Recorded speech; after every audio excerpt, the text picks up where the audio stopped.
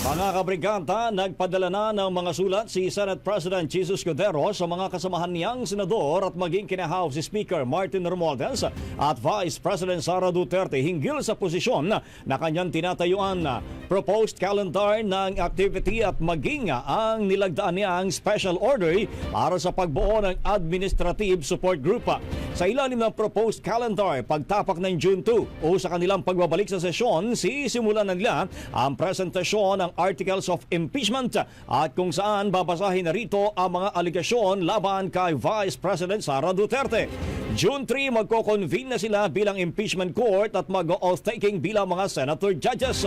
Matapos naman ang State of the Nation address ng Pangulo sa June 29 naman, mag-oath-taking ang mga bagong senador ng 19th Congress.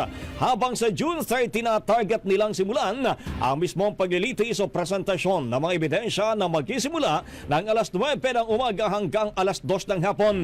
Paglilinaw naman ng senador, proposed pa lamang ito o proposal pa lamang ito at pag-uusapan pa nilang mga senador kung kaya't maaari pa ang mag-iba ang schedule base sa magiging ikot ng pag-uusap.